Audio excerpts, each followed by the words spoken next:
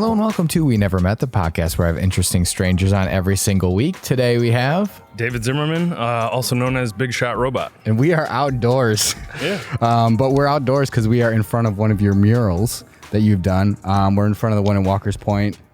Fear the Deer, the big, which is that the most recent one that you've done? Yeah. Mural wise. And it's a big, I mean, if you haven't seen it, you can watch the video, but I'm sure you've seen it. A big deer. How long did this take you to do? From beginning to end, the whole project was about a month long, but between sketching and painting, about 88 hours. That's a lot. That's a lot of time. Yeah. Like, so when you create murals like this, because I mean, you've done murals before, but not to this size, right? Or have you done? This is definitely the biggest piece I've done, yeah. Yeah, so how do you like even conceptualize like what would look good on something this big? I mean, I definitely came out here and surveyed the wall with my dad. Okay. So we kind of measured everything up, so I had like right measurements to sketch to. But Sure. I just took a picture of the wall and was like right on my iPad, was able to sketch like right on the wall. Yeah, because I mean, I feel like there would be some things that wouldn't look good at this scale, Right. You know? Because do they have to be like bigger concepts or like bigger things to look good? Well, I guess what I tried to keep in mind was like the viewing range of this thing was probably going to be at least, 2 blocks away, Sure, if not yeah. the freeway all the way back there. So Yeah. kind of keeping that in mind, that like small details that you would maybe normally see up close would be less visible. You know? Sure. So that's always something to keep in mind, is scale and size of line work and stuff like that. So like what was the process like? Do you like outline everything first and then like fill in, or do you kind of just start from one side and go? I wish it was just like run and gun like that. Yeah. But this one started out, I had the sketches and stuff. We had the conversation back and forth with the Bucks and Murals, the company that I worked with to create this. And then once we finally picked the final sketch that we were going to go with, I used a projector about 50 feet away from the wall. Okay. And then came up here and traced it up on the wall. And Wow. then did all the color blocking first, and then came back with the black line work and then highlights on top of that. Because I feel like doing murals, like you can't be afraid of heights. Like that would be a bad thing. Yeah, I feel like that's always like something you have to break through pretty quick. Yeah, because it gets up pretty high up there. What's like the final dimensions? Do you know like how big this is? I think it was something like 40 by 35 or something like that. I'd have to check, but yeah. So obviously, a lot of people know you for your art and for what you do. Was that always a big part of your life? Like, did you grow up doing art, or was this kind of like a thing you found and were like, oh, I like this? I sketched and doodled a lot when I was a kid. Yeah. My mom's a quilter, so there was like creativity kind of in our family that way. Yeah. So she kind of always pushed me to be crafty or whatever in some way or another. Yeah. Like I learned to sew at an early age. It's a good skill to have. Yeah, kind of an odd skill, but cool mindset of how to put things together and stuff like that. But she was also a kindergarten teacher too. So like when I was young, I was like into finger painting and stuff like that. Sure. I think the first piece of art I made was like my version of a Monet painting. Really? I feel like that's really sophisticated. I mean, it wasn't as good as Monet, obviously, like not an impressionist, maybe. but it was definitely like, that's what interested me at first, was like drew me in kind of thing. So yeah, I mean, and then I think I lost it for a little while growing up. I got into music for a while too. Okay. So I was playing drums and guitar and stuff like that. Were you in like a band or anything? Yeah, I played in a couple bands for a while. Nice. Recorded a couple songs and this and that. Kind of played a couple shows across the country. Oh, really? What band were you, or bands? Nothing you'd probably recognize, No? but my favorite one was the Soggy Flats. We were like a Nice. 2-piece blues rock duo. Oh, that's cool. So we jammed out pretty hard. So what made you transition from like, I guess what attracted you to music specifically at that age? Like what were you into? Just the creativity it's part? kind of, creativity. I think collaboration, like the improvisation of it. Sure. Like the ability to just like be around other people and like make stuff together. Yeah. I think that's one of my favorite things about art and creativity in general, is just like that ability to collaborate. Yeah. But instead of, like there's a lot of like alone time when you're creative or creating and making stuff, is like just, smashing it out, whether it's drawing or like producing a song or something. You spend hours just by yourself. So Right. like that chance to be with other people and commiserate in that way is kind of cool. Yeah. Is that what attracted you to doing like murals and stuff? Is that what got you into that? I think The not teamwork? necessarily, No? because it is a lot of still like alone time. Yeah. You know, there are times where I can have friends come and help, or Yeah. like assistants and stuff that help come paint. But a lot of it is still like a lot of alone time. Yeah. So I think, like the transition back to drawing and painting was at the end of college sort of thing, where I was figuring out what my major was going to be. And Okay. I transitioned from architecture to photography to printmaking and graphic design. Okay. So it like was kind of a slow progression. And then I found illustration as I was graduating and like really dove back into that. Yeah. Because I mean, like, so how long have you been doing this, like on that sort of level? Like when you changed in college, how long ago was that? The end of college was 2012. So Okay. about 7 years, like fully got back into drawing. And You're like, so good. How is it only 7? I feel like this is like a lifetime thing, you know? I think it's just like dedicating yourself to a certain style. Yeah. Like, I could try, like realism is not my forte. So like if Okay. I were to go and try and, draw a bunch of people perfectly, that's not my thing. Yeah. I put all my time into learning how to draw this way. Yeah. So what is this way? Like, well, how would you describe your I don't know. You style? can maybe call it like lowbrow or like cartoon or like pop art. Okay. Kind of like in that realm of like 90s subculture or like 70s clear line sort of Yeah. like it's a mixture of like a lot of that. What do you think like drew you to that sort of style specifically? Were you influenced by, I mean, we're like 90s kids. Yeah. So definitely. I mean, yeah. like a lot of Nickelodeon stuff. Yeah. Real Monsters, Rocko's Modern Life, definitely, like if I were to pick a few cartoons. Yeah. But then there was a lot of like 70s drawings and stuff that I saw from, I think my uncle had a couple like magazines or even like Tintin, which is like a really, like an old comic. Yeah. So like that kind of like line work and stuff was simplified artwork in a way. It was like, Okay. like color blocking and line work, Sure. but still very colorful and things like that. So Yeah. So when you're first, like, I guess in college, deciding to do this kind of diving head deep into what you were doing, did you get like, was this what came out right away? Or was there like other things that you tried, like other styles you tried before you ended up here? it was a version of this, I Yeah. would say. I think, I mean, I was looking back at some of my old stuff recently when we started talking, but it was, it's just a craft you work on. Looking back on some old stuff, it was definitely, you could see where I was like who I was inspired by or like trying to emulate and learning from in a way. So, Yeah. so like certain artists and stuff like that. Yeah.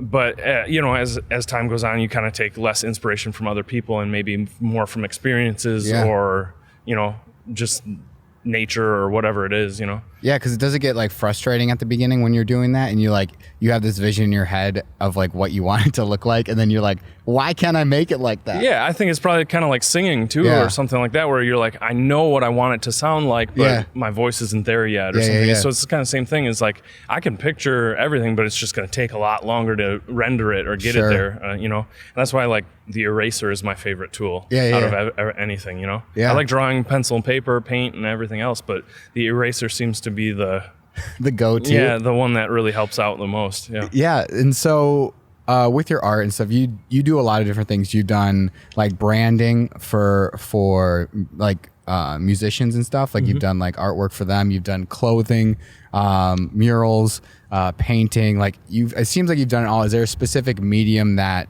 you enjoy the most out of everything that you've done? I think just like drawing characters is Okay. really fun to me, because then you can kind of create the story around them. There's like a fantasy to it. Yeah.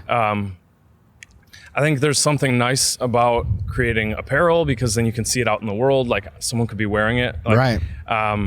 A couple of weeks ago, I saw a guy wearing one of my t-shirts that I made probably a good 5 years ago. Yeah. And I had never seen someone out in the wild wearing it. And then I saw this guy. I didn't even say hi to him or anything. Oh, I just really? like watched it go by, and I Took was a little like, picture quick. it was just, like a cool experience Yeah. that way. So I think that's kind of cool. Animation's fun. Yeah, I it's saw you do definitely that. super complicated, and I'd rather work with an animator than do the animation myself. But Sure. like, there's this like this really cool thing about seeing your stuff move and come to Right. life. So I don't know. I think there's like a certain enjoyment in each kind, but Yeah. I definitely like.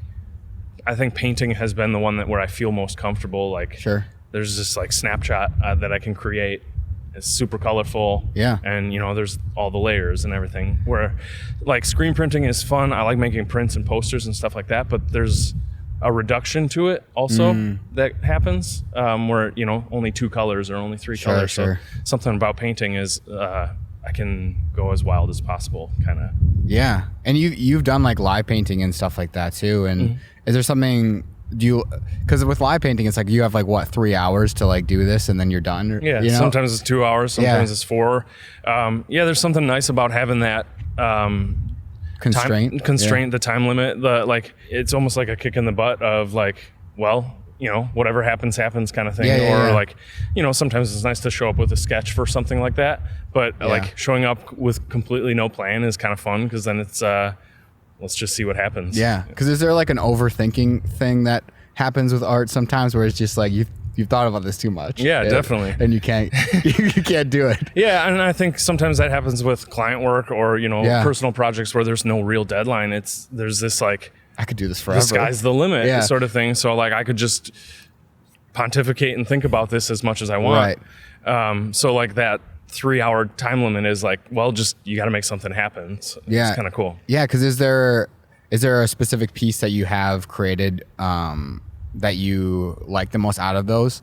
Like really small time constraints? Like is there a specific piece you can remember that you're like, wow, this is like, I really like this a lot?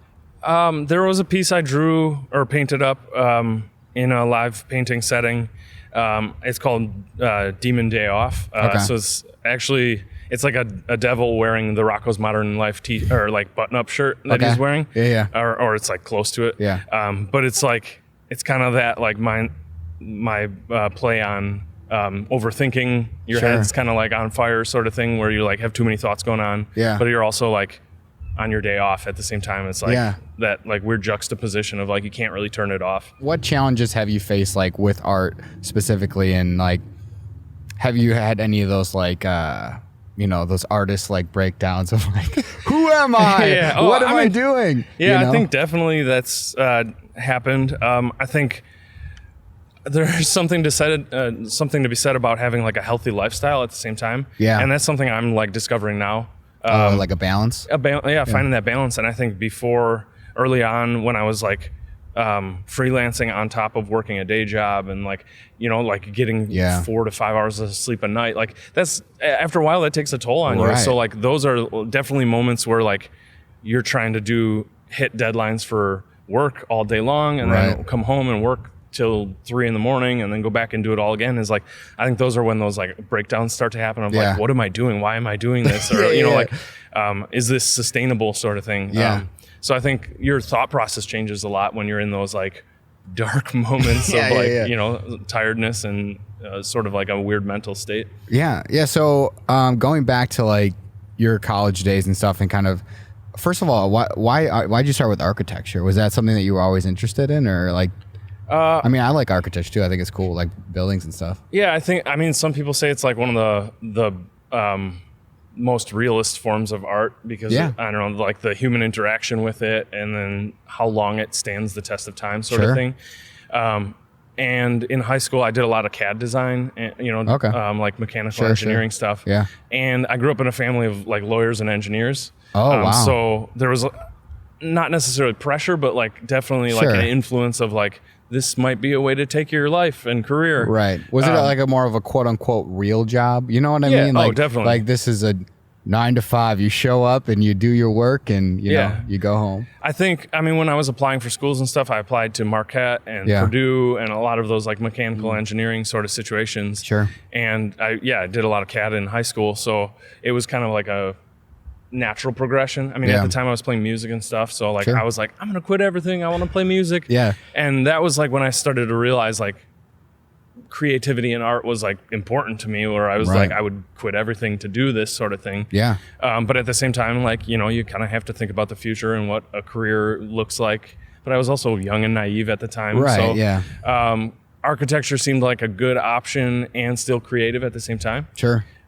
But then as I got into it, I did that for like 2 years, and then as I got into it, I started to discover photography and like other creative outlets other than just playing music. So it kind of transformed my view of what a career could look like, or what you know, like what is inspiring to me. Yeah, because like when you're doing art and stuff, and this is going to sound like a really dumb question, but like when you're doing, like when you're in the zone, like say when you're doing this mural, or when you're doing like when you're creating art at like Rogue Gallery for like 4 hours and doing a live painting, what do you like?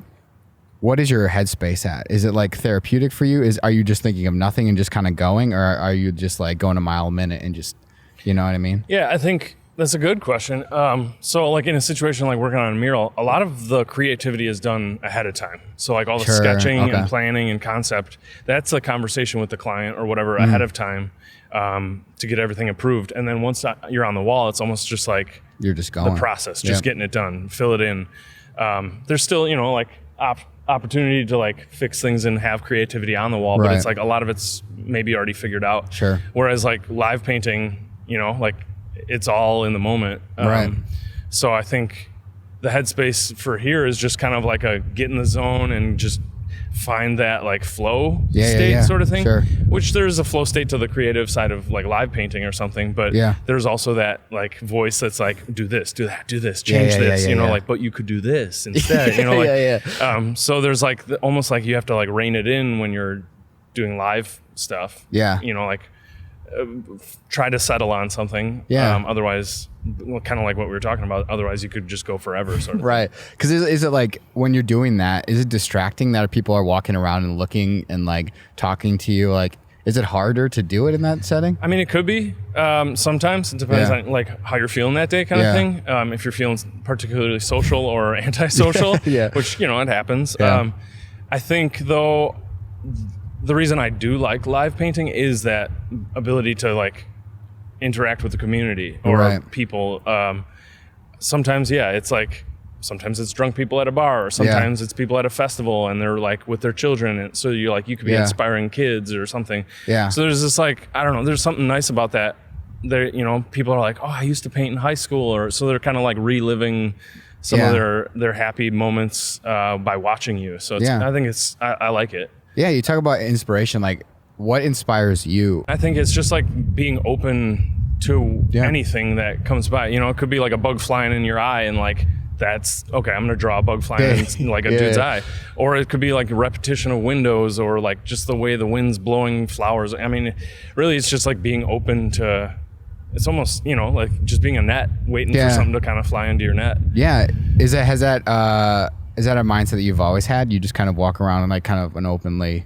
Sometimes, I mean, like it depends again on your mindset, because sometimes you can get like too caught up in trying to have an idea or something, and I think that's where I get caught up a lot, is when I'm trying to force something. How do you mitigate that? Like, how do you figure that? Like, how do you get through that when you are trying to like force something or trying to like force an idea? I think a lot that happens a lot when I'm, you know, maybe more on a commission or like a client project or something where there's like a defined need or something. So like you can, you know, do like word banks or things like this, where just like try to empty your brain of like anything that's going on, like any words related to the situation, or just put pencil to paper and see what happens. Like just let it flow if possible. Yeah, because I was gonna ask, is there any sort of like judgment towards yourself, like when you're doing art? You know what I mean? Like, were you ever at a point where you were like drawing stuff, you're like, well, that sucks, or like that's a bad idea?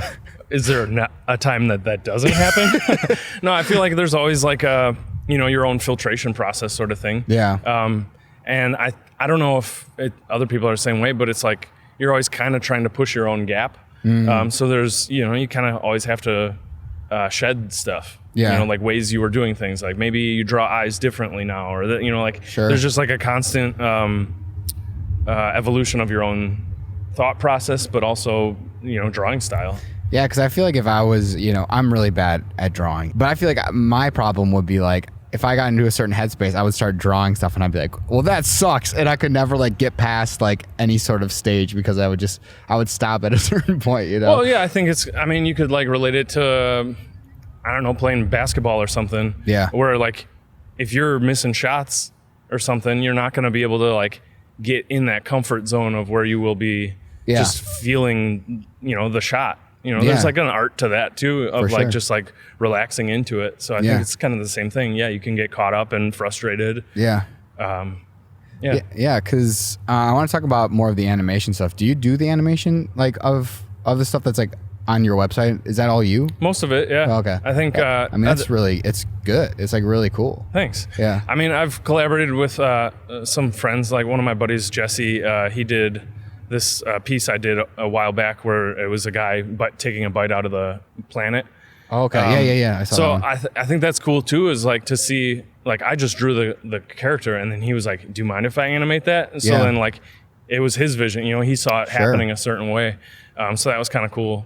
Whereas like, when I think about it, like I do my storyboards or whatever, and then create my own vision of it. But like, it's just cool that someone else can interact with your piece entirely differently. Right, and like kind of spin it in their own creative way too. Mm-hmm. Has that ever been an interest of yours to like have an animated, show or something with like characters that you have created? Yeah. So when I kind of started out working under the name Bigshot Robot, it kind of started out as like a storytelling clothing brand. So the characters in the short story I was creating ended up on the t-shirts and things. Okay. So the story started out with a scientist and then a bear that was being abducted by aliens. Okay. And he got he gained self-awareness by coming in contact with the aliens. Okay. So in my mind, that story was going to be kind of like an Adult Swim sort of like, now that Rick and Morty's out, something kind of like that, where they interact that way and go into interstellar space and stuff like that, which could still be an option. Yeah.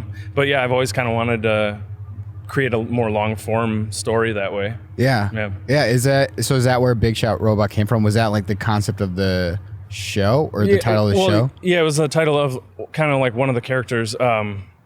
So the bear eventually didn't understand, he gained self-awareness, so he didn't really understand everything yet, and he got frustrated, and he created this giant robot to then like fight back. There's a lot of other details in there, but so that robot was kind of his representation of his ego and not understanding it yet. So it was the big shot robot sort of thing. Like, and then it kind of stuck after that. Yeah, because I was gonna. Why'd you stick with that instead of going with your actual name when you create? I think at that point it was just like it was kind of easier to have something a little more memorable. My name is, I like it, but it's pretty common. David and Zimmerman are both very common names, so like kind of working under those names maybe would leave less of a fantasy feeling. So like plus like robots and things like that I'm interested in space and futuristic stuff. So like it just kind of already sets you in that mindset of like being ready for something weird or fantastic. Yeah. Do you think like, because we were talking about your style and stuff and how it kind of morphed into what it is. Do you think it's important to have a specific style as an artist? Like, you think about like even other people that do murals. I don't know who does a koi fish. Do you know who does that? Jeremy Novoy or Novi. The guy, in Milwaukee with the koi fish on there. He's now all over. I think he was There's down one in Portland. I saw. In Portland. I think he was down in New Orleans for a while too. Okay. So he's taken that everywhere, and I think there's something to be said for that. Of like, it depends on what you get out of your own art. So there's like process-driven art, where it's just like this sort of like repetition of a concept, but like it's about the way you're creating it versus like conceptually where like I'm trying to maybe put a story into something, then the characters are driving that story versus how you created that. How you created it. Like some of the newer stuff I've been doing too is like pattern based, or like almost like just trying to turn emotions into shapes and colors and stuff. So like relying less on maybe a storyline or something, but like looking more internally. So maybe that's what other people get out of it when they're doing it in that kind of way. It's like they just enjoy the process of creating. So maybe that's where like where his inspiration comes from. Because I was always curious about that. Like how Banksy is huge, obviously, and there's a specific way that he goes about his art and stuff.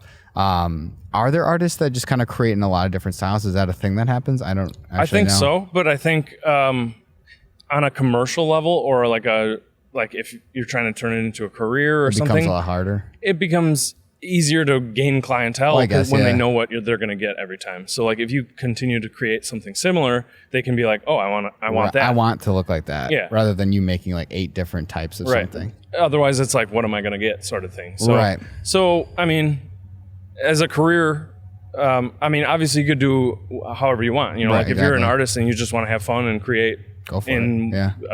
a bunch of different ways, that's cool. Yeah. And you know, it's part of exploration too, and that's why like I've been trying to explore patterns and things like that too. Yeah. Because it expands the conversation you can have then too. Yeah. So I don't think there's really one way to do it. Right. I mean, it's art, you know, you can do it any way you want, pretty much. True. That's the cool thing about it. And I think for me, part of it is like I do illustration, but also this sort of like exploration of emotion at the same time. So it's like kind of smashing editorial illustration in with this sort of like personal creativity.